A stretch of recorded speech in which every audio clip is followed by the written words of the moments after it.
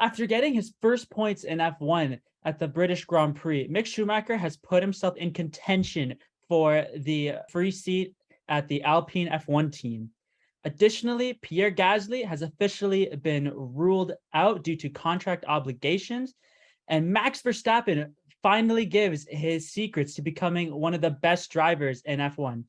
All this and more here at the F1 Digest.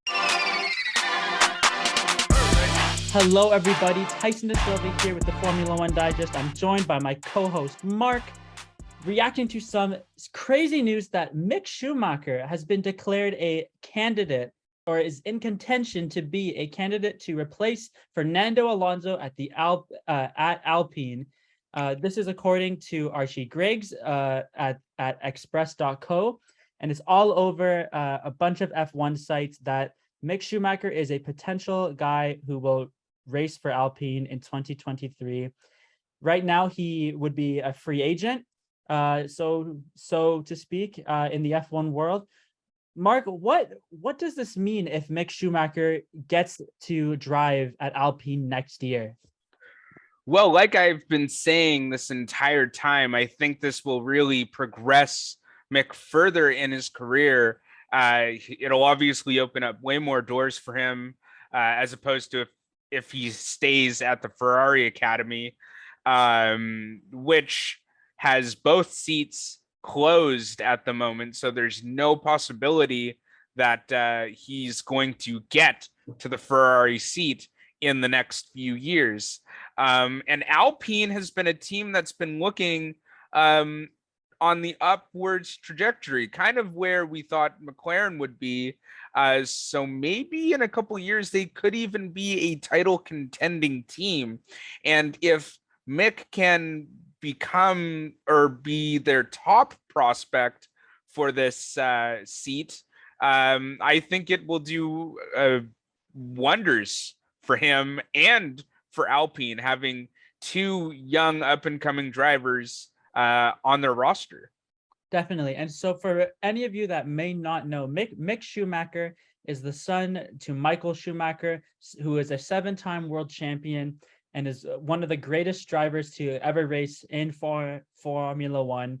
And a lot of Michael's career was spent at Ferrari, and Mick is now in the Ferrari Driver Academy. So in a way, he is following his father's footsteps. But as we've seen with other father-son with father and sons who go into the same sport, sometimes the latter likes to go in their own direction. And if Mick does this, he's essentially kind of taking his career into his own hands and saying, I'm going to go a different way than what my dad did. He'd be going to a team that right now is a midfield team at best, but has aspirations to do great things in the future. Yeah, and I think he has been kind of carving his own way in the sport without the likes of his father by his side for a long time now. Mick has been, driving without the help of his father. If for those of you who don't know, his father experienced a skiing accident and is in a comatose state.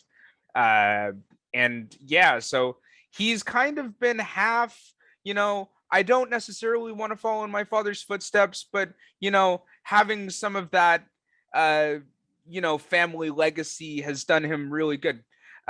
Similar to Bronny and LeBron James in the NBA.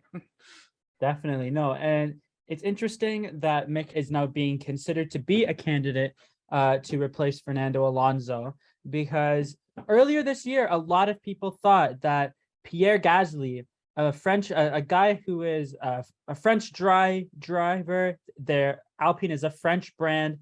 It seems like, it could work out that he goes to join them and they have a driver pairing of Esteban Ocon, who's also a French driver, and Pierre Gasly, almost an all-French team there. But according to Luke Chillingsworth, Helmut Marko, who is the advisor for Red Bull and head of the driver development program there, has issued a warning to Alpine, stating that there is no exit clause in Gasly's contract, which means that even if Alpine offers Pierre Gasly a contract with them. Pierre could accept it, but because of the way that the contract has worked out for Pierre, he will not be able to leave because there is a no exit clause. What does this mean for Pierre's future, Mark? Because right now he's 26, 27. He should be in the prime of his driving career, and he's still like on the junior team for Red Bull. Where does Pierre Gasly go from here? It's kind of a similar situation as Mick, in the sense that he does need to leave, but he's kind of chained to the Red Bull camp right now, which is kind of disappointing because, as you say, he's a young up and coming driver, and I think his talents are really being wasted right now at AlphaTauri. He had his shot at Red Bull, but it didn't work out for him there. Who knows if he could possibly get into Alpine if Mick Schumacher is not the guy that they go for. Maybe next year in 2023, when his contract does run out, there could be the possibility that he goes to Alpine, and I think that would really advance his career, much the same that I said with Mick. I think when a driver gets stuck into these young driver academies, you kind of lock yourself into it, and you don't really have a way out or an easy way out, and you kind of stunt your career a little bit. Definitely. And Pierre has obviously been stuck for a little while now that Sergio Perez recently signed a 2-year extension. I feel like that just puts him out of contention for that Red Bull seat, at least until he's almost close to 30 years old. And while there are guys who have turned it around in their 30s, such as Sergio Perez himself, and even guys like Fernando Alonso, who are way later into their years, but are still producing. I'm sure Pierre's a young and hungry driver who wants to do the absolute best that he can, and that's not going to happen if he's in their junior team. No, absolutely not. And you know what? We still have 2 more teams coming to the grid in 2026. So those are 4 more seats that open up in the future, with Porsche and Audi, most recently with the new engine regulations that have been updated, kind of getting the green light to get going on their Formula One projects. So there's still a few more possibilities if Alpine isn't the team that decide to go with a French driver, which, in my opinion, would kind of be a downfall on their end, and kind of a blunder for not going after another French driver. No, yeah, definitely. But speaking of Pierre Gasly being a good driver in F1, his former teammate Max Verstappen recently gave his own advice and revealed his secrets into becoming a great driver and what separates the good from the great.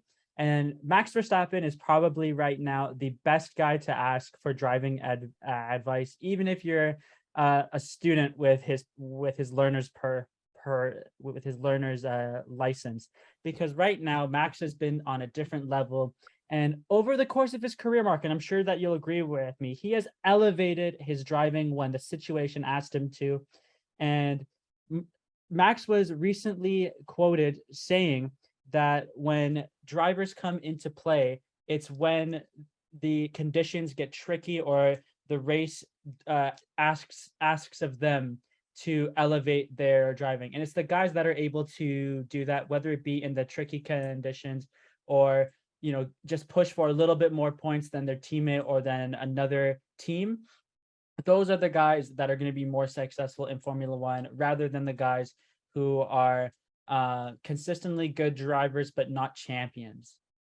Yeah, and that's kind of the same mantra for Lewis Hamilton too. You see the 7 times that he won his championships in a row. He was always elevating himself to produce performances when he needed to. And even now in the 2022 season, uh, he's always looking to find that extra tenth, find those extra points against his teammate, uh, where he can make up time in qualifying, even as well.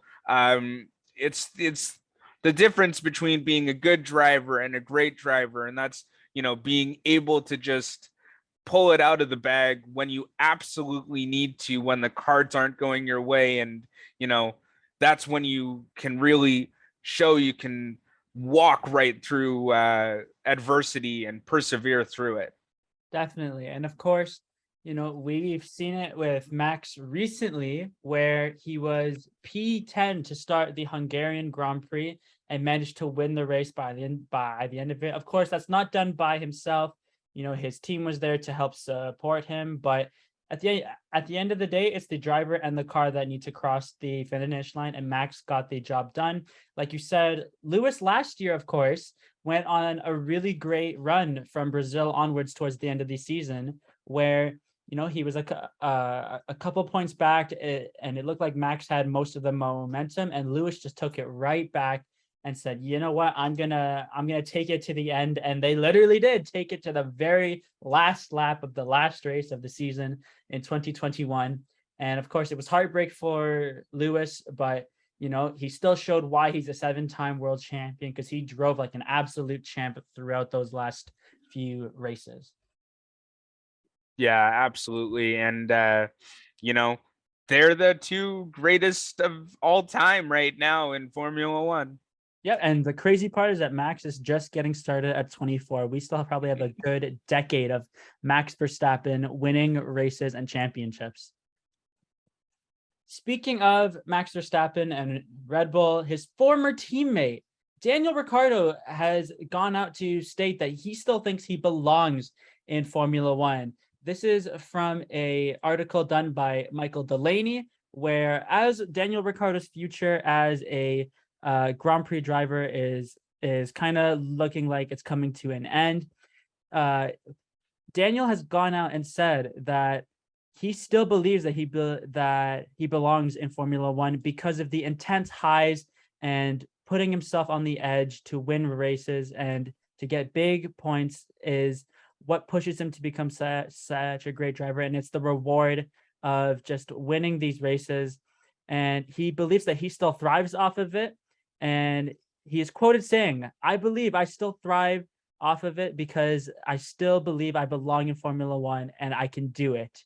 And Mark, this is a guy who has not really had a good season in many, many years. He, of course, had the iconic win at Monza, but he hasn't done much in a couple years. What do you think this does for Daniel Ricciardo going into the second half of the season? Do you think he'll be invigorated to just push himself to the absolute limit with his seat on the line?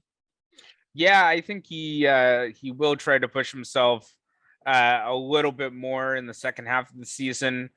He's never been one to shy away from a challenge, and even when all the silly season stuff was happening at the beginning of summer break with the Oscar Piastri news and the Alex Palou news, he was even saying that he's not going anywhere. He's going to persevere through his time at McLaren, and he really wants to see it through. And I think with tracks like Spa and Monza coming up again, if things go his way like they did last year, he really opens the door for himself to get a victory at those wild card races like Monza and Spa, the low downforce, fast tracks that anyone can basically win at. They're kind of like Formula One's super speedways, if you will. Carnage can happen, and you can go from last to first in a lap. And that's kind of the way that Danny Rick is, anyways. He's always the type of guy who's got a smile on his face and doesn't shy away from a challenge. And yeah, I think this second half of the season might be a little better for him. Definitely. And he's gonna have to. It's gonna be a lot of work if he needs to do to prove that he still belongs in Formula One. But if there's a guy to bet on, it's definitely Daniel Ricciardo when the vibes are good and the honey badger is out. Absolutely. And yeah, I think McLaren will bring some updates to the next couple races. Maybe not the next couple, but at least the Belgian Grand Prix. And I think McLaren might start coming back to cover off some of the points that Mercedes and Alpine have stolen from them.